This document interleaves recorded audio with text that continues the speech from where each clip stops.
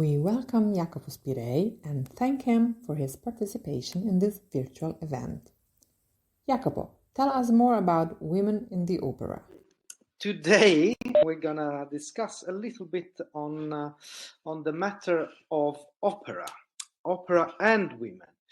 The interesting element of this, I mean, the opera in itself is a very particular art form. Of course, is 500 years old, and it always has been talking about human condition as its main sort of point of start.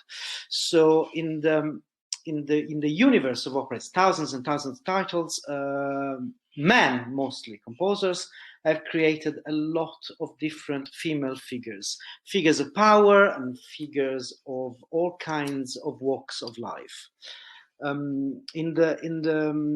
In the moment, what I think it's particularly interesting when it comes to operatic female characters, it's the fact that we have the false idea of opera as a museum art form, or an art form that is particularly, let's say, old-fashioned or sexist in a way. When we start digging, we discover a universe of women that I think they are incredibly powerful, incredibly strong. They have a way of going about life where we can learn a lot from.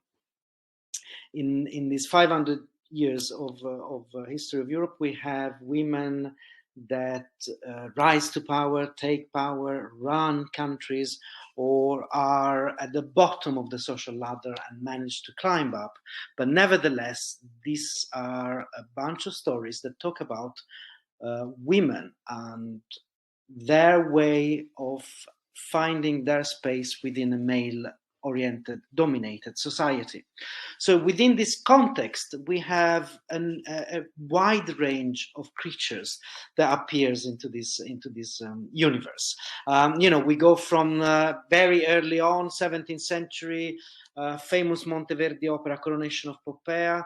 It's the story of a woman that is a lover of an emperor that rises to conquer absolute power and become empress of Rome through deceit, through all kinds of horrible and criminal attempts on one side. On the other side, later on in opera history, for example, you have Aida, who's a slave princess who, through love, manages to bring peace over her country at the cost of her life. And so what's fascinating is that women in the operatic world have always had the function of an engine of change, of progress, of development. There's a series of royals, for example. I've just mentioned Poppaea, which is more of an usurper in a way, but we have later on in 19th century strong queens like Anna Bolena, for example, who rises into power. We know the history of Anne Boleyn. She gets killed eventually by her husband, Henry VIII. But in the opera, that's a woman who has to decide between power and love. She's married to the king. She has a very powerful position, and she falls in love with a young man. And the whole opera is a constant debate on whether she should follow this love for this young man or continue to rule and continue to have the power she wants. As you can see, we're very modern questions and doubts that are often connected to man. Whether opera is very much blind on that sense. We have terrible queens like Lady Macbeth, for example, that pushes her husband to become king of Scotland, but at the same time she becomes queen. On the other hand, we have a bunch of Rossini's queens, for example, Elisabetta, Regina d'Inghilterra, Elisabetta I, in fact, who again is madly in love with the general, but is a very strong and absolute ruler. She wins over any sort of enemy, and she's a state leader of the highest standard, and manages in a very bizarre way to combine a very complicated love life with running a country. So we have a lot of examples of women that we can learn a lot from in that regard. We have good examples, bad examples, but what's extremely fascinating is that they all have an internal power, an internal drive that makes them choose their life. Even women that are real victims of a male society, like Lucia di Lammermoor, for example. She's forced into a marriage to save her house. Again, we're talking about royals. She goes crazy, but before going crazy, she kills the man that she's forced to marry.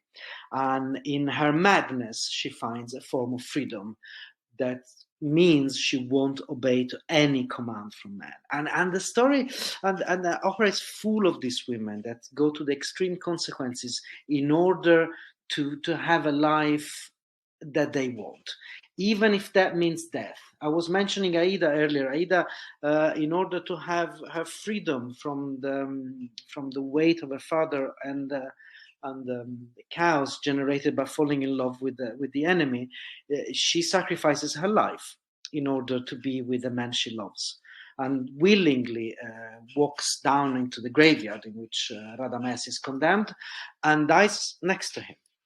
And it's not the death of a woman that wants to stay next to her man because she can't live alone. This is a strong African princess that chooses her destiny. And many of these women do that. Traviata does the same. Very famous series of prostitutes in the world of operas, of course, which I'm going to mention just a few. Traviata, most famous one, a woman that through sex and through her attractiveness creates a network of power, and she only death defeats her. But it's a woman that is in charge of a lot of the cultural life in Paris, for example. And so the element, the feminine element in this world, is constantly a revolutionary element, and women always bring in a man's world something that turns this world upside down and creates a different balance in power, in energy, and in creativity in a way. And it's curious because we think the fact that all these men have written all these stories, mostly the history of opera is made by male composers, male white composers, you name it. But because composers are artists and always lived on the edges of society, I've come across and met all kinds of borderline women throughout all these periods. Therefore, they've come across the strongest elements of women in society. Therefore, they've translated into operas all these kind of experiences.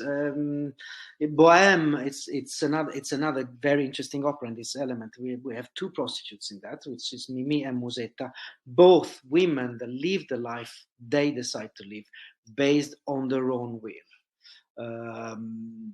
And we have victims at the same time that manages to sort of win over imperialistic capital, for example. Butterfly is a classic element of that. Butterfly is a Japanese woman that is sold in marriage to an American soldier. And in this tale, she is basically mad in the sense that she decides to believe in this marriage. She knows she's being sold to this man, but she decides that she falls in love with this man, and they have a child together, and she fights for this child and for her independence from a repressive Japanese society, and decide that this fantasy of being married to an American man is reality. The opera ends up in tragedy, of course. She's forced to kill herself.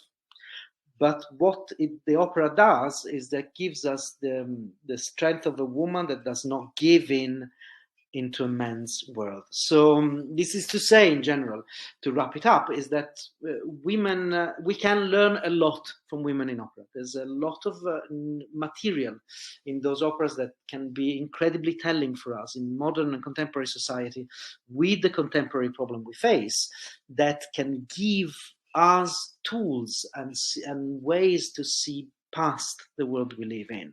I think I can leave you with some great example of strength, going back to the beginning, which is Popea, which is an evil character, because it's a woman that uses all her influence and all her powers to become queen.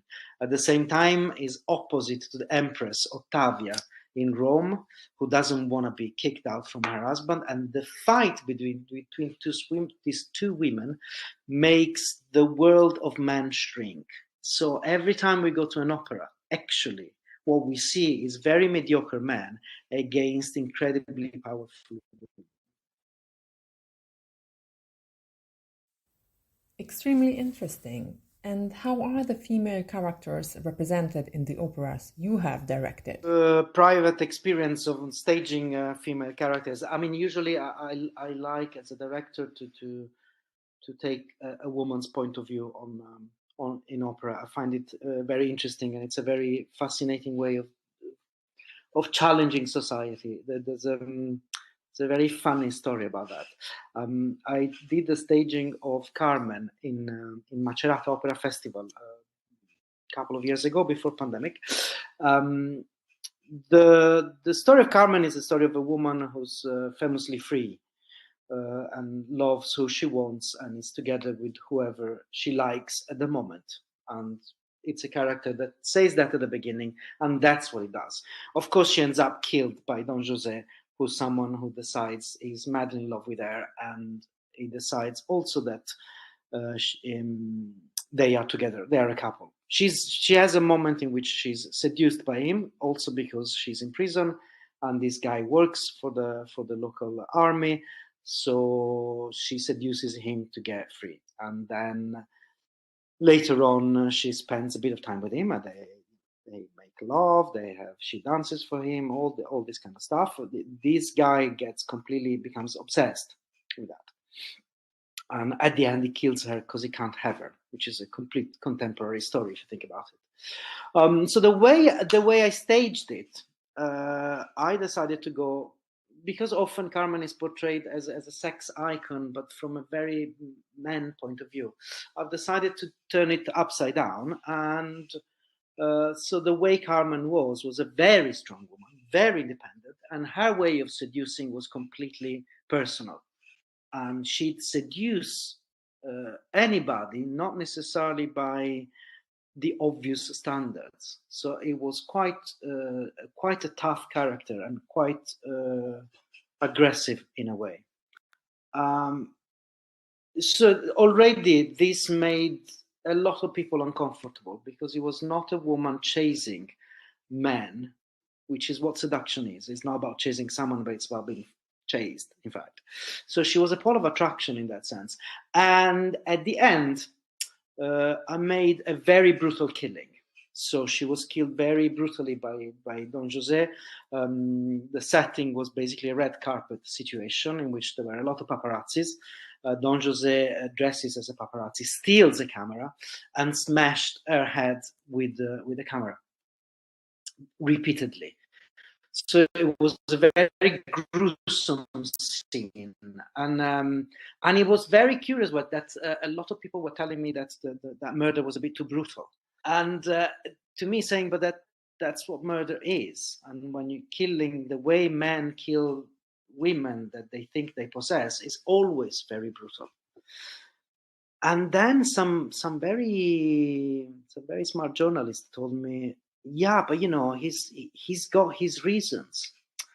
And that made me understand very much how far behind we are in this country to that to that subject, where even when we see reality on stage, we can't quite cope and accept it. Therefore, opera has a lot to teach us and a lot to give us in that sense, and it makes us understand a lot about ourselves and what society needs to learn, I'm afraid. Thank you so much, Jacopo Spirei. Really, thank you for such a wonderful contribution.